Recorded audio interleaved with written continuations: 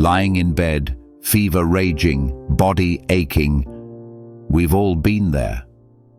But what if you're completely alone, with no one to bring you soup or offer a comforting word? I've been in that exact situation, and let me tell you, it's a special kind of hell. The loneliness, the physical pain, the mental anguish, it's enough to break anyone. But here's the thing, it doesn't have to. Today, I'm going to show you how to harness the power of Stoic philosophy to not just survive, but thrive in these moments of isolated illness. You'll discover how to transform your mindset, find strength in solitude, and even use your illness as a catalyst for personal growth. Get ready to unlock the secrets of the ancient Stoics and revolutionize how you handle sickness and solitude. But first, let me tell you about the night that changed everything. The Stoic mindset. All right, let's dive right in. Picture this. You're sick as a dog, alone in your apartment and feeling sorry for yourself. But here's the kicker. That pity party, it's not doing you any favors. The Stoics knew this centuries ago, and it's time we caught up. Here's the deal. You can't control that you're sick. You can't magically make someone appear to take care of you. But you know what you can control, your reaction to the situation. That's where the real power lies. Epictetus, one of the OG Stoics, said it best. It's not what happens to you, but how you react to it that matters. So instead of wallowing in misery, try this. Accept your current state. Embrace it even. Yeah, I know it sounds crazy, but bear with me. By accepting what you can't change, you free up mental energy to focus on what you can influence.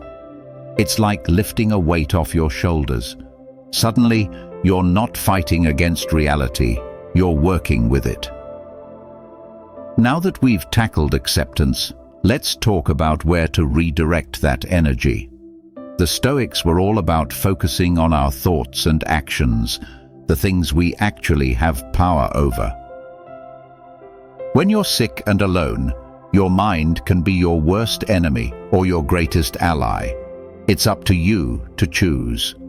Start by paying attention to your thoughts. Are they helping or hurting you? If they're not serving you, it's time to change the channel.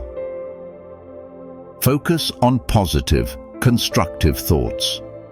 What can you learn from this experience? How can you use this time to grow? Maybe it's a chance to practice patience or to appreciate your health when you have it. As for actions, even small ones can make a big difference. Can you manage a few deep breaths? Great. How about a glass of water? Awesome. Each positive action, no matter how small, is a victory. Celebrate it. Remember, your thoughts and actions are your domain. No illness can take that away from you. By mastering this aspect of Stoicism, you're not just coping with being sick and alone, you're turning it into an opportunity for growth. Reframing your situation. Let's face it, being sick and alone feels like the universe is playing a cruel joke on you. But what if I told you this could be one of the most transformative experiences of your life? Sounds wild, right? Stick with me here. The Stoics had this crazy idea that adversity isn't just something to endure.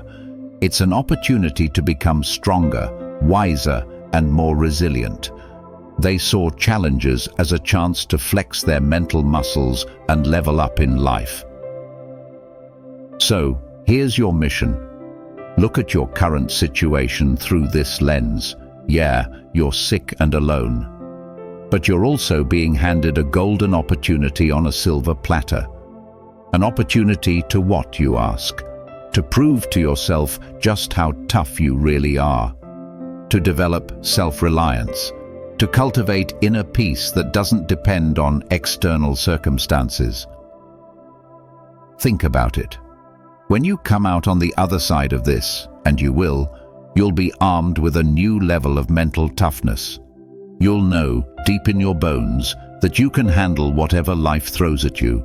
That's not just coping, that's thriving. Now, I know what you're thinking. Gratitude? When I'm sick and miserable? You've got to be kidding me. But hear me out, because this might just be the game changer you need. Gratitude isn't about pretending everything is sunshine and rainbows. It's about finding the silver linings, no matter how small. And trust me, they're there if you look for them. Maybe you're grateful for the soft pillow under your head, or for the fact that you have a roof over your head while you recover. Perhaps you're thankful for the technology that allows you to distract yourself with movies or connect with friends online. The ancient Stoic Marcus Aurelius practiced gratitude even in the toughest times. He wrote, "When you arise in the morning, think of what a precious privilege it is to be alive, to breathe, to think, to enjoy, to love." By actively practicing gratitude, you're rewiring your brain to focus on the positive.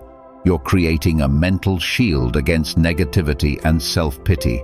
And let me tell you, that shield is going to come in handy when you're battling illness alone. So, take a moment right now. Find 3 things you're grateful for in this moment. Feel that shift in your mood. That's the power of gratitude, my friend.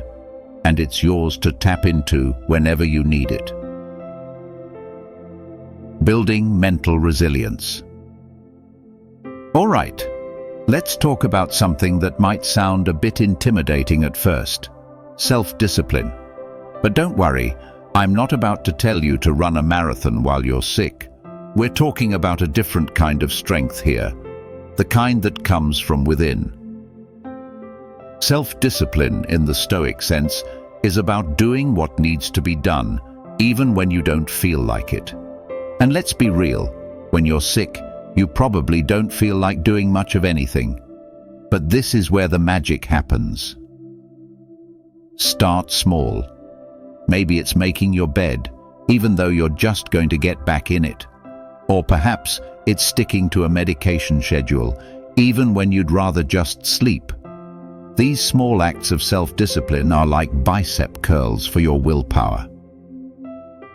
The more you flex that self-discipline muscle, the stronger it gets. And before you know it, you're not just surviving your illness, you're conquering it with a warrior's mindset.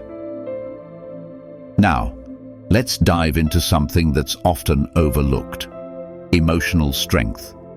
When you're sick and alone, your emotions can feel like a roller coaster, and not the fun kind. But here's where Stoicism comes in clutch. The Stoics believed in acknowledging emotions without being ruled by them. It's like being the captain of a ship in a storm. You can't control the waves, but you can steer your ship. So, when that wave of loneliness hits, or when frustration threatens to overwhelm you, take a step back. Observe the emotion, name it, but don't let it define you or dictate your actions. Try this. When a strong emotion comes up, pause, take a deep breath, say to yourself, "I'm feeling emotion, and that's okay, but I am not this emotion. I am the awareness observing it." This practice helps create a buffer between you and your emotions. It gives you space to respond thoughtfully rather than react impulsively. And in that space, you'll find a strength you never knew you had. Remember, emotional strength isn't about suppressing your feelings. It's about acknowledging them, understanding them, and then choosing how to act. Master this, and you'll have a superpower that serves you long after your illness has passed. Stoic practices for comfort. Now, I know what you're thinking. Meditation, when I can barely breathe through my nose? But stick with me here, because this might just be the secret weapon you've been looking for.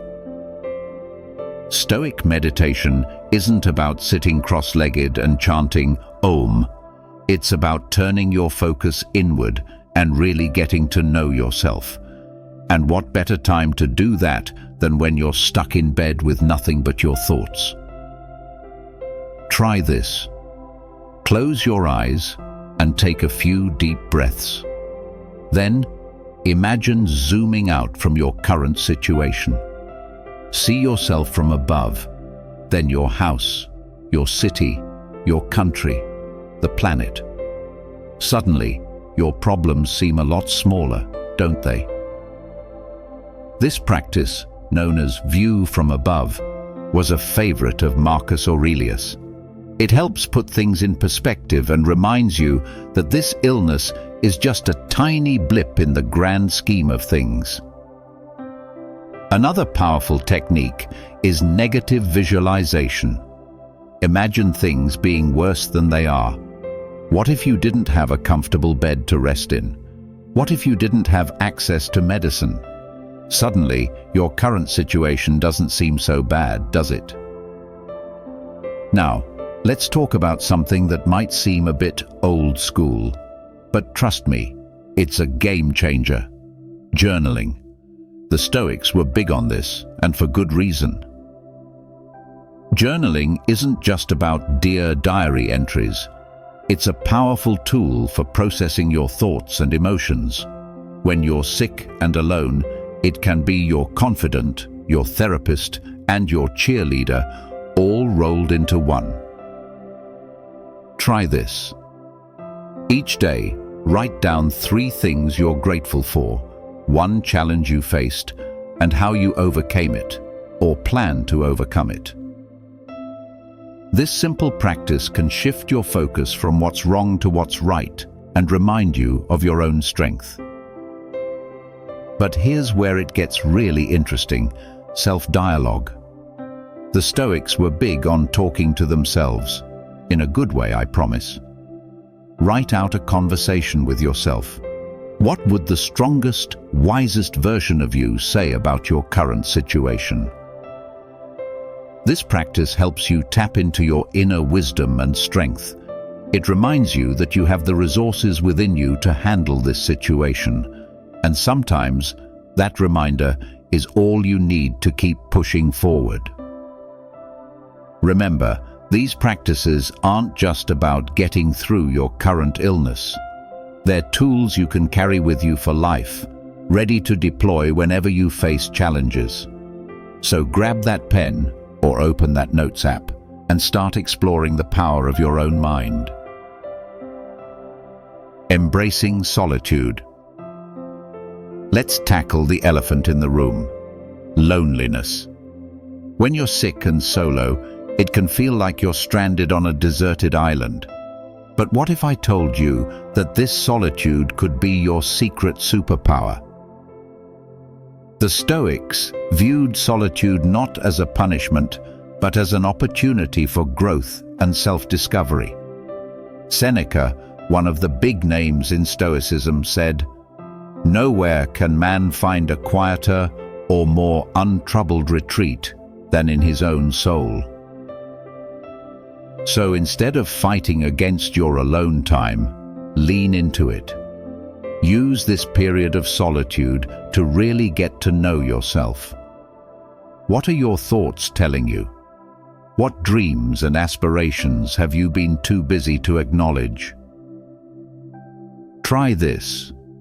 Set aside some time each day for deliberate solitude. No phone, no TV, just you and your thoughts. It might feel uncomfortable at first, but stick with it. You might be surprised at the insights and ideas that bubble up when you give your mind space to wander. Now, let's kick it up a notch. What if you could use this period of isolation as a personal growth boot camp? Sounds intense, I know, but hear me out. When you're alone, you have the perfect opportunity to work on yourself without distractions. It's like having a blank canvas. You get to decide what to paint on it. Maybe you've always wanted to learn meditation but never had the time. Or perhaps you've been meaning to read that self-help book gathering dust on your shelf. Now's your chance. Set a goal for yourself. It doesn't have to be big. Remember, you're sick. But make it meaningful. Maybe you want to journal every day, or practice gratitude, or even just work on your posture while you're in bed. The key is to view your isolation not as a limitation, but as a unique opportunity. You're in a cocoon right now, but that doesn't mean you can't emerge as a butterfly. Remember, growth often happens in the quiet moments, in the spaces between the noise of everyday life. By embracing your solitude and using it intentionally, you're not just passing time until you get better, you're actively becoming a stronger, wiser version of yourself. Physical wellness through Stoicism. Now let's get physical, but with a Stoic twist. The ancient Stoics were way ahead of their time when it came to understanding the mind-body connection. They knew that our mental state can have a huge impact on our physical health, and vice versa. So how can you use this knowledge to your advantage when you're sick? Start by paying attention to how your thoughts affect your body. Notice how negative thoughts might tense up your muscles or make your breathing shallow. On the flip side, positive thoughts can help you relax and even boost your immune system. Try this. Close your eyes and imagine your body healing itself. Visualize your immune system as a powerful army fighting off the invaders causing your illness.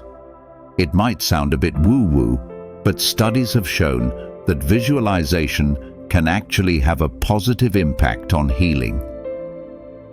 Let's talk about something we all dread when we're sick: pain. The Stoics had a unique approach to dealing with pain, and it might just change the way you think about discomfort. Epictetus said, "It's not the things themselves that disturb us, but our judgments about these things." In other words, it's not just the pain itself that's the problem, it's how we think about the pain. Try this. Next time you're in pain, instead of fighting against it or wishing it away, try to observe it objectively. Where exactly do you feel it? What does it feel like? Is it constant, or does it come in waves? By approaching your pain with curiosity rather than fear or frustration, you can often reduce its intensity. You're not ignoring the pain, but you're changing your relationship with it. Remember, this Stoic approach to physical wellness isn't about denying your symptoms or pretending you're not sick.